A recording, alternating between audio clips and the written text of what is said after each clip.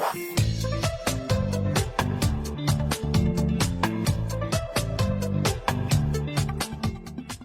what's going on for you in reading comp? So I think the first thing is my reading speed is quite slow. And then also, I'm actually not really sure what's going on, but like reading comprehension is my section with the lowest score. And I think sometimes I can't get the inference right.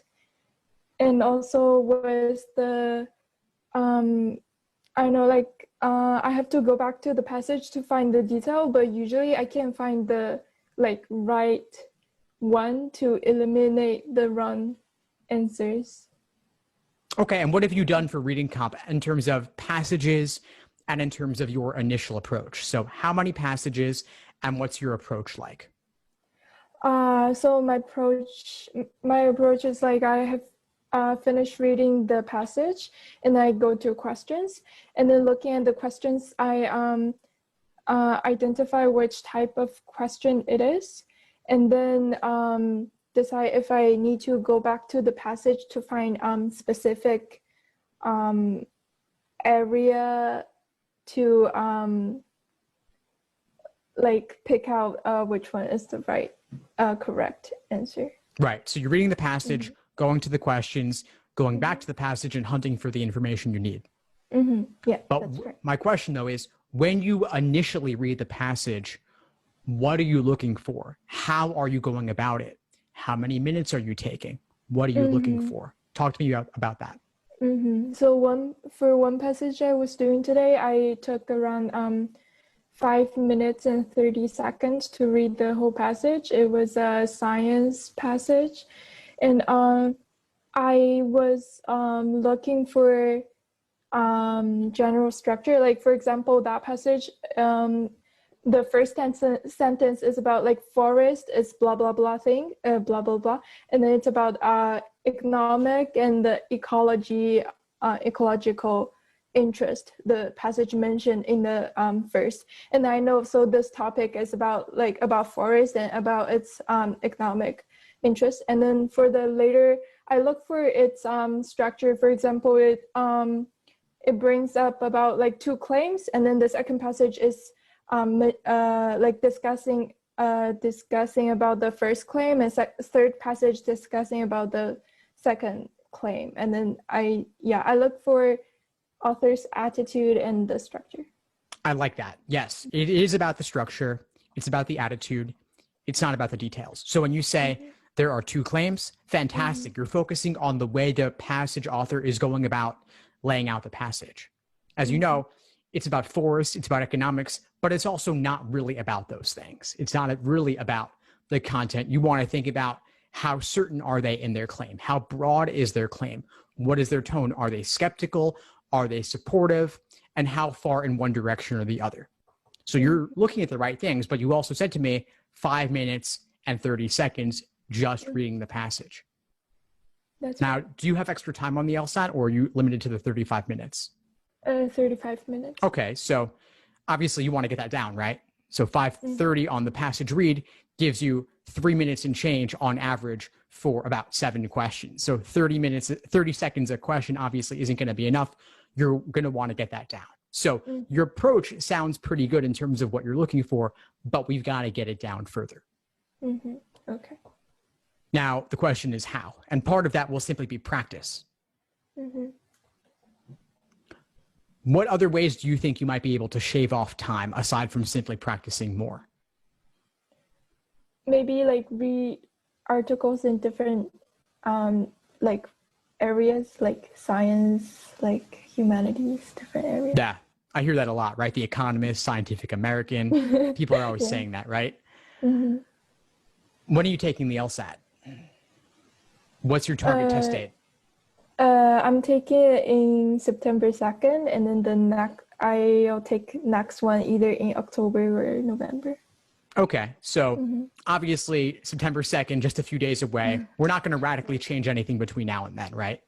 So I'm going to think more about, okay, October, November, so a month or 2 from now. What could you do a month or 2 over the course of the next month or 2? Economist, Scientific American.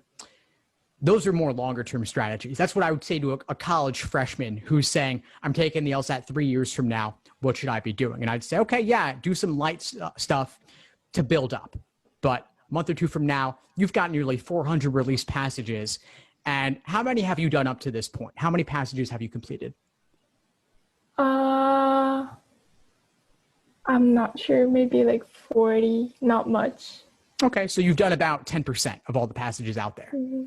So there's still a lot more available. I wouldn't be going to The Economist and considering that LSAT prep. I would focus on the actual passages. So practice is good. Just reading those with certain key things in mind, like we said, structure. You could think about what's the tone, what's the main idea of those passages, and then read those almost casually, maybe with more time than you have on the LSAT, and then aim to simply walk away with what's the main idea, what's the author's opinion, and how fast can you read a passage and take that away.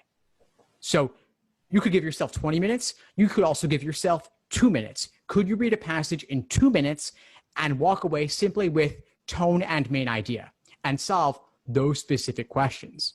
Do that 10 passages in a row, not even bothering with the detailed ones. Because you said you've got a rhythm down in terms of going back and finding those details and quickly skimming for what you're looking for. But are you always getting main idea questions right? Main idea is like orientation in logic games. It should be a warm-up. It should be almost a gimme.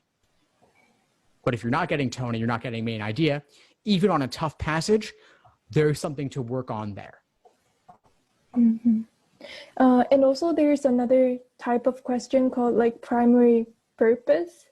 I sometimes like get confused between the main idea and primary purpose question. There's pretty much no difference. Oh, okay. There's pretty much no difference between them. Maybe it's slightly different in how it's framed or phrased, but the idea is going to be the same for both. Okay. They're both general or global in nature. Mm-hmm. Now, I've said a lot here, so I want to invite others to chime in. Anyone who feels like they're pretty good on reading comp or has something they could support Hanye with, I want to invite you to just unmute yourself and chime in. Hanye, can everyone hear me? Yeah, you're good. Thank you so much for sharing. I agree with Steve in that I think the focus should be more towards longer term prep. Since you're taking it either October or November, what you're going to do in the next 2 days, I think just calm your mind, take deep breaths. But for RC, one thing that's helped me has been taking very light, very quick notes for each paragraph of for each paragraph of the passages. Not dissertation writing, but just really quick sketches of what each paragraph is trying to say. I think that gives me a sense of what the overall purpose of the argument is, or what the purpose of the passages are, how they compare, if they're comparison passages. I'd also say for reading comp is to don't rush. It's a bit like logic games in which you want to make sure you've digested the passage before going to the questions. Unless you're like running low on time, let's say you have 5 minutes left or something, and you're just starting a passage. If you have 5 minutes left, you're just starting a passage, then just go straight for like the specific questions or the questions that you can tick off really quickly. But if you're just trying to get yourself started, I would say don't rush to the questions until you have a general understanding of what the passage is saying, because if you don't understand the passage yet, then going to the questions isn't really going to help you. At least that's what my experience has been. So I would say just give yourself enough time to actually digest it. I wouldn't spend more than 3 minutes reading per passage, but get yourself to the point where 3 minutes is enough to really understand. And certainly I would say read over it at least twice. I don't just read over it once. And then, just do the quick sketches. And then, so I'm sorry, did you mention logical reasoning? Are you still building your strength and your skill set with logical reasoning as well? Me? Yeah. I'm trying to improve it, but my main problem is just reading comprehension. RC. Okay, cool. Well, yeah, that's what I would share.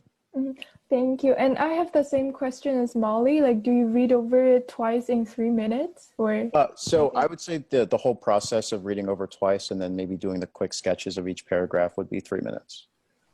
Okay. For me. because I don't, a bit like logic games for me, I don't see, like, I wouldn't move on to the questions until I understand what the rules are, what's being asked of me. Because if I'm confused going into the questions, then, you know, I'm not going to perform at my best. So I think sometimes people want to jump straight to the questions because I don't want to waste time. But I think that you make up for, like, the time that you might lose understanding, you make up for in speed with answering questions. So. Yeah, definitely. Thank you. Fantastic advice, Richard. Thanks for sharing that. So yeah, I agree that in general, 3 minutes on the initial read is a good benchmark. Maybe it'll occasionally be 3:30 for a really tough passage. Maybe it'll be 2.5 for a relatively easier passage. But 3 minutes sounds pretty spot on. That way you have approximately 1 minute on average per question, maybe slightly less. But that's a good general rule of thumb. Now, I also want to emphasize what Richard said regarding properly understanding the passage, taking the time to understand it on that initial read. Maybe you're not looking to memorize every single detail, but you want to know where they are so you can find them when you need them. And as an exercise, as a drill, sometimes slow down and really take the time to digest every single sentence, every single idea, and maybe paragraph by paragraph. And what does it mean? Why is it there? How are they setting the stage? That's one of my favorite things to do in coaching sessions with students is we'll take one really tough passage and spend 20 minutes just breaking it down and doing the questions. That's obviously more than double on average what you get on test day. But for a really tough one, for example, the riddled basins of attraction, I think it's from test 50, passage 4. I did that one the other day with a student. We just spent a long time going sentence by sentence, paragraph by paragraph, breaking it down. And one thing I'll do is I'll make up examples. I'll make up analogies. For that one, I talked about the riddled basins being like the Atlantic Ocean and the Pacific Ocean, and water spilling into them, and the riddled parts being like topography on a continent. And a lot of that wasn't there in the passage, but I used that as a mental frame to better understand what was going on. And for a really tough physics passage like that, for most pre-laws at least, that was really useful to do. On test day, can you always do that sort of thing all the time? No, but for tougher passages where you don't really have a proper frame of reference, you got that, and they're not giving you good examples to work with, make up your own and see if they fit. And that can at least help you along over the course of answering the questions. Thank you. Of course, Tanya. Thanks for joining and sharing what was going on for you. I know. So Cheetah just shared some good information in the chat here about primary purpose questions, asking yourself, what's the author's attitude? Does the author want to inform the reader about a specific point or provide counter arguments? Catch any viewpoints from each paragraph. Yeah, as you're reading, look for specific viewpoints. Look for where the author is expressing their opinion. For primary purpose, the question is, why did the author write this? What are they trying to communicate? Just like in logical reasoning, what's the main idea? What's the main point? What's the main conclusion? If they could only keep one idea, what would that be? What's the reason they even said all of this in the first place? If you could only have one takeaway, what's that takeaway? That's the primary purpose, and that's also main idea. Same thing. Tone will typically be relatively moderate or qualified in nature. So not wholeheartedly enthusiastic and supported without qualification. Typically, it will be qualified approval or moderate skepticism, something like that, something relatively in the middle, but maybe leaning a little bit one way, a little bit the other way, or they could simply be reporting something. But stay away from going too far into the extremes, typically. And that's actually why The Economist and Scientific American can be useful in a way, because they're not totally partisan, totally in one direction, totally in the other. They're usually looking to provide some sort of relatively objective reporting or analysis on something. Can they have opinions? Sure, but they're not going to be too far in one direction or the other. They're fairly moderate, fairly reasonable. Thanks for tuning into the show. Please subscribe if you haven't done so already to be notified of new episodes as I release them. And feel free to reach out if you need anything at all as you move forward with your prep. I'm happy to help however I can. In the meantime, I'll wish you all the best and take care.